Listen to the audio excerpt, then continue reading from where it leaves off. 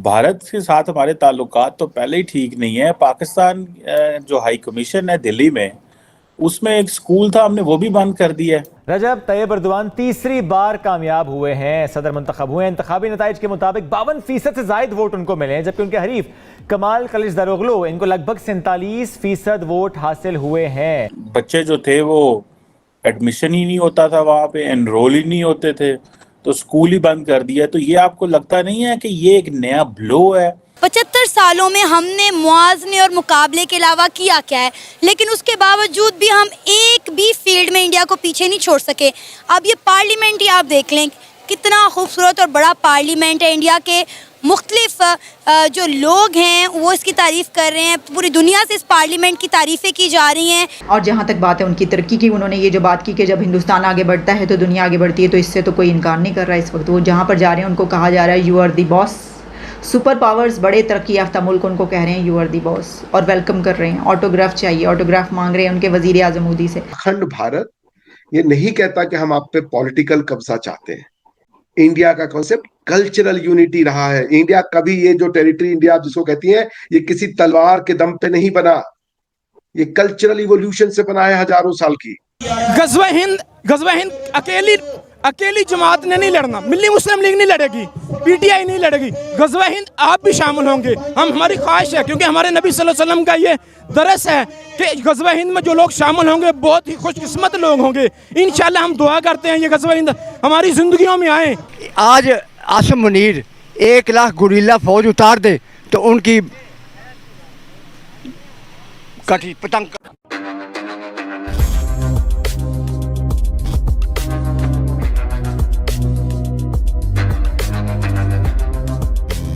नमस्कार दोस्तों आपने काफ़ी बार पाकिस्तान के फॉरेन एम्बेसी में और हाई कमीशन से ये बात सुने होंगे कि पाकिस्तान के जो एम्बेसडर्स बाहर के देशों में रह रहे हैं उन्हें काफ़ी दिक्कतों का सामना करना पड़ रहा है, क्योंकि पाकिस्तान की सरकार उन्हें सैलरी नहीं दे पा रही है। और जो एम्बेसडर्स बाहर रह रहे हैं उनके बच्चों के स्कूल के फीस का भी पैसा नहीं है उनके पास। दोस्तों, ऐसा ही हालत अब भारत में स्थित पाकिस्तानी हाई कमीशन का भी हो चुका है, जहां अब पाकिस्तान के हाई कमीशन को खुद का स्कूल को मजबूरन बंद करना पड़ रहा है। दोस्तों, ये स्कूल पाकिस्तान के हाई कमीशन के अंदर मौजूद था, जो भारत में स्थित है, और इस स्कूल के ज़रिए पाकिस्तान भारतीय स्टूडेंट्स को पाकिस्तान के अंदर के कल्चर, लैंग्वेज और अन्य चीज़ों की पढ़ाई करवाता था। लेकिन अब पाकिस्तान के पैसों की कमी की वजह से पाकिस्तान ये स्कूल को मजबूरन बंद कर रहा है। तो चलिए दोस्तों, इसी पर आगे पाकिस्तानी मीडिया का रिएक्शन देखते हैं। भारत के साथ हमारे ताल्लुकात तो पहले ही ठीक नहीं है। पाकिस्तान जो हाई कमीशन है दिल्ली में, उसमें एक स्कूल था, हमने वो भी बंद कर दिया है। तो सुनने में आ रहा है कि वो जो हाई कमीशन के अंदर जो तादाद कम हुई पिछले साल, जो 2020 में आई थिंक, तो उस वक्त या 2021 में परहैप्स, मुझे याद नहीं पड़ रहा, तो उस वक्त उन्होंने कहा कि बच्चे जो थे वो एडमिशन ही नहीं होता था, वहाँ पे एनरोल ही नहीं होते थे, तो स्कूल ही बंद कर दिया। तो ये आपको लगता नहीं है कि ये एक नया ब्लो है पाकिस्तान और भारत के ताल्लुकात में? ये एक नई, जैसे कहते हैं ना, एक we have gone to further low में हम चले गए हैं कि ताल्लुकात हमारे पॉलिटिकली तो है ही कोई नहीं है, इकोनॉमिकली भी कोई नहीं है। तो स्कूल के बंद होने को आप कैसे देखती हैं? सर, जहाँ तक मैंने न्यूज़ चेक की है तो उसमें तो उन्होंने ये बताया है कि क्योंकि स्टाफ बहुत कम है और कुछ टाइम पहले इंडिया की तरफ से कहा गया था, तो उस वजह से हमारा जो हाई कमीशन वहाँ पर है वहाँ से स्टाफ को कम कर दिया था। और स्कूल में जो बच्चे हैं वो बहुत, उनकी तादाद कम थी और नए एडमिशन ज़ाहिर है नहीं हो रहे थे। और उन्होंने कहा कि कोई बाहर के बच्चे भी उसमें नहीं आ सकते थे, उसमें सिर्फ और सिर्फ हाई कमीशन जो है वहाँ के स्टाफ के ही बच्चे जो हैं सिर्फ उनको ही एडमिशन मिलता था या उनके लिए ही स्कूल था। तो जब वो बच्चे बहुत कम रह गए थे तो उन्होंने कहा कि जब एग्जाम्स हो गए और साल खत्म होता है जैसे वो हुआ है, तो फिर उन्होंने स्कूल को बंद कर दिया। और क्योंकि जाहिर है कि जो बजट है उसके लिए भी प्रॉब्लम हो रही थी और नए एडमिशन्स भी नहीं थे, तो बहुत थोड़े से बच्चे हैं, तो उन्होंने कहा कि वो किसी बाहर जो स्कूल्स हैं उनमें उनका एडमिशन हो जाएगा।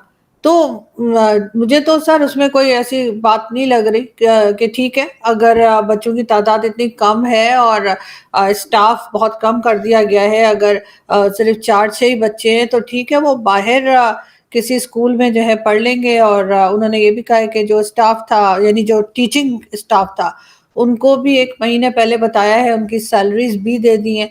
तो मगर ये कि अगर स्टाफ पूरा होता तो मेरे ख्याल है तब शायद ऐसा नहीं होता। इसलिए ये कोई खास चीज़ नहीं है सर, इस किस्म की चीज़ें तो हमारी होती रहती है। स्टाफ को अगर पैसे ही मिल जाए तो बड़ी बात है। बहुत सी एम्बेसीज तो ऐसी हैं पाकिस्तान की दुनिया में जिनके स्टाफ को पेमेंट्स ही नहीं हुई हैं और वो ये रो रहे हैं कि जी हमारी सैलरीज नहीं मिली हैं। तो इन्होंने तो सिर्फ स्कूल बंद किया है, बाकी बच्चों को तो जाहिर है वो बाहर किसी स्कूल में एडमिशन हो जाएगा।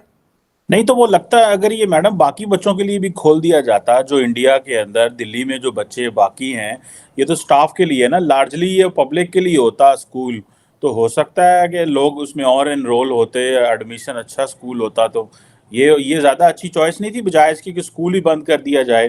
क्योंकि जैसे फॉर एग्जांपल इस्लामाबाद में भी यहाँ पे आपको पता है इधर स्कूल्स हैं बच्चों के लिए, डिप्लोमेट्स के लिए, तो वो कोई एम्बेसीज ने तो नहीं खोले हुए, वो तो लार्जली सबके लिए वहाँ पे आ जाए। तो आपको नहीं लगता कि ये भी एक शॉर्ट साइटेडनेस है पाकिस्तानी हाई कमीशन की दिल्ली में? सर डिपेंड करता है कि उनके बजट पे, अगेन बजट पे डिपेंड करता है कि क्या वो अफोर्ड कर सकते थे कि इस स्कूल को चलाना, और क्या बाहर से जो बच्चे हैं क्या वो आना पसंद करते पाकिस्तान हाई कमीशन के स्कूल में। मुझे तो नहीं लगता, क्योंकि जिस तरह के टर्म्स हिंदुस्तान पाकिस्तान के हैं और जिस तरह से एम्बेसीज के आपस में एक बात होती है, तो मुझे नहीं लगता कि वहाँ के जो बच्चे हैं वो इनके पास पढ़ने के लिए आते या इनके पास एडमिशन के लिए आते। और वैसे भी इनको पहले ही बच्चों को आम स्कूल्स में होना चाहिए। मेरे ख्याल से ये एक एक्स्ट्रा बर्डन पाकिस्तान एम्बेसी ने अपने सर ले रखा था, इसलिए कि अगर बाहर जो स्कूल मौजूद हैं दिल्ली में और जगह पे, तो वो शायद ज़्यादा अच्छी एजुकेशन प्रोवाइड करेंगे बजाय इसके कि पाकिस्तान एम्बेसी अपना अलग स्कूल, वो 1.5 ईंट की मस्जिद जैसे होती है वो बनाने के बजाय, मेरे ख्याल है बाहर जो स्कूल्स हैं उनमें जाके बच्चे पढ़ लें, वो ज़्यादा बेहतर रहेगा। अभी जो ये हालात चल रहे हैं मुल्क के, हम देख रहे हैं कि यहाँ पर पश्तो पाकिस्तानी, उसके बाद ये लाहौरी, हर कोई यहाँ पर प्रोटेस्ट कर रहे हैं कि भाई हमें हकूक दो। इधर हम कश्मीरियों के पास जाते हैं कि भाई आ जाओ, हमारे पास आ जाओ, ये सब कुछ छोड़ दो। क्या कश्मीरी वो सब कुछ छोड़कर हमारे पास आएंगे, एक्सेप्ट करेंगे पाकिस्तान के हालात देखते हुए? नहीं, इस तरह नहीं होगा, कभी भी नहीं होगा, क्योंकि यहाँ से उधर अमन ज़्यादा है। कश्मीर में अभी भी ज़्यादा अमन है, इधर से कश्मीर में अमन ज़्यादा है, तो वो कभी भी एक्सेप्ट नहीं करेगा। उधर जिस तरह चाचा ने बोला, उधर आपने बोला 20-25 रुपये का किलो है, इधर 180 रुपये किलो, वो किधर से इधर आएगा? बताएं, ये कह रहे हैं हमें। आपने शहीद का जिक्र किया है कि आपके कुछ शहीद हुए हैं। मैं आपको बताता हूँ, शहीद का दर्जा बहुत बुलंद है। अल्लाह खुद कहता है कि शहीद को खाना मैं देता हूँ, ठीक है? तो हमें शोर होगा ये क्यों करने की ज़रूरत है? हाँ, शोर मचाते हैं, शहीद हो गया, शहीद हो गया। ये वो एक बात कर रहे हैं, ये सिर्फ अपनी बता रहे हैं। आप भी थी, कुर्बानी दिया है मगर अपना हुकूक नहीं दे रहा। मैं ये कह रहा हूँ, मैं यही कह रहा हूँ, हम भी इंशाल्लाह तैयार है, सही है ना? हम भी तैयार है, हम अपने मुल्क की दिफा के लिए तैयार है, सही है ना? मगर हुकूक नहीं दे रहा। जब हुकूक का टाइम आता है, पठान को हुकूक नहीं दे रहा। नो कश्मीर को अब जो 9 मई का वाक़या हुआ है, ये उसकी आड़ में एक अच्छे भले आदमी को जो सच बोलता है, इमरान खान, उसको दीवार से लगा रहे हैं, उसकी आड़ ले रहे हैं 9 मई की। हैं, ये कहाँ का असूल है? वो इमरान खान ने किया है, इमरान खान को तो जेल में था, इमरान खान ने कहा से किया, वो तो लोगों ने किया, पता है, हर किसी को पता है कि किसने किया। एजेंसियों ने किया, सारा एजेंसियों ने किया। ये पता नहीं, हर किसी को पता है किसने किया है, हर किसी को पता है। मगर क्या समझते हैं आप? एक मिनट में मेरी बात सुने। क्या हाल है मुल्क का? मुल्क इसी तरह ही रहेगा? 1947 में हमने आज़ादी ली इंडिया से। अब मेरी पूरी बात सुने, 1947 में हम अलग हुए, आज वो दुनिया की 5वीं बड़ी मैशत है। हम कहाँ पर धक्के खा रहे हैं सर? क्या बात है हमसे मुल्क नहीं संभाला जा रहा? क्या बात है कि हमारे सियासतदान को काम करना नहीं आता? आप मोदी के यहाँ पर 100 बुराइयाँ करें, नारे लगाएं सारे मिलकर मोदी के खिलाफ, मैं भी नारे लगाएं, उससे क्या होगा? क्या होगा? ये आपकी जो लंबी बात है ना, इसका मैं मुख्तसर बताता हूँ। अव्वल तो देखिए, हमारी नीयत जो है ना, अगर सही होगी, अगर हम सच बोल रहे हैं ना, तो कोई काम जो है मुश्किल नहीं है हमारे लिए, ठीक है ना? हम सच बोलना सीखे। बड़े बड़े उलमा, तारिक जमील वो है तबलीगी जमात का, वो कहता है सच बोलना शुरू कर दो ना, सारे मसले हल हो जाएंगे। हैं, बिल्कुल सही।